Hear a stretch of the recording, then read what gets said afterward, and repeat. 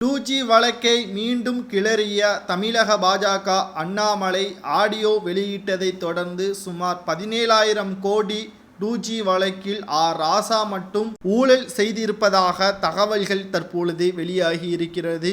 மீண்டும் டெல்லி காவல்துறையினர்கள் ராசா, கனிமொழி மற்றும் DR பாலு ஆகியோரை கைது நடவடிக்கை மேற்கொள்ளுமா? அண்ணாமலை அவர்கள் வெளியிட்டுள்ள ஆடியோ தற்பொழுது இந்தியா முழுவதுமாக அதிர்ச்சியை கிளப்பியிருக்கிறது. குறிப்பாக இந்தியா கூட்டணியிலிருந்து திமுகவை நீக்கிவிடலாமா என்ற ஒரு ஆலோசனையும் நடைபெற்று வருகிறது. சுமார் 17,000 கோடி ஊழல் செய்யப்பட்டு தற்பொழுது நான் யோக்கியன் என்பதற்கேற்ப மேடைகளில் பிரச்சாரத்தையும் நடத்தி வருகிறார். 2011ஆம் ஆண்டு 2G வழக்கில் விடுதலை செய்யப்பட்ட ராசா, கனிமொழி இவர்கள் தற்பொழுது யோக்கியர்கள் என்று இத்தனை ஆண்டுகளாக கூறிக்கொண்டிருந்த நிலையில் உண்மை வெட்ட வெளிச்சத்திற்கு வந்துவிட்டது. ஆடியோ மூலமாக தற்பொழுது ராசா, கனிமொழி மற்றும் திமுகவின் தற்பொழுது தலைவராக இருக்கக்கூடிய ஸ்டாலின் இவர்கள் அனைவரும் கூண்டோடு சிறையில் அடைக்கப்படுவார்கள். அதற்கான வேலைகளை TMK ஃபைல்ஸ் என்று அண்ணாமலை அவர்கள் வெளியிட்டிருக்கிறார். இந்தியா முழுவதுமாக தற்பொழுது பேசும் பொருளாக மாறியிருக்கிறது. இதற்கான பதிலை ஸ்டாலின் வழங்குவாரா?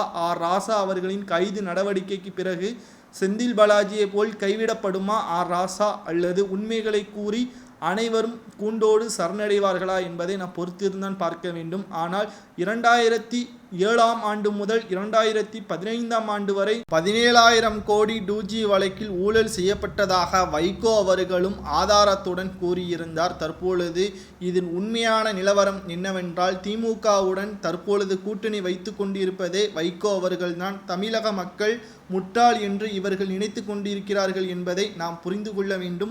வருகின்ற நாடாளுமன்ற தேர்தலில் அனைவருக்கும் பாடம் புகட்டும் வகையில் தமிழக மக்கள் செய்வாரா? தற்பொழுது டெல்லியிலிருந்து ராசா அவர்களை விசாரணைக்காக அழைத்து செல்லப்படுவதாக தகவல் வெளியாகி இருக்கிறது. ஒருவேளை குற்றங்கள் அனைத்தும் நிரூபணம் செய்யப்பட்டால் இத்தனை ஆண்டுகளாக நீதிமன்றத்தை ஏமாற்றிய ராசா, கனிமொழி, திமுக தலைவர் ஸ்டாலின் இவர்களுக்கு எத்தனை ஆண்டுகள் சிறை தண்டனை வழங்கலாம் என்பதை கமெண்ட் வாயிலாக மறக்காமல் கூறுங்கள்.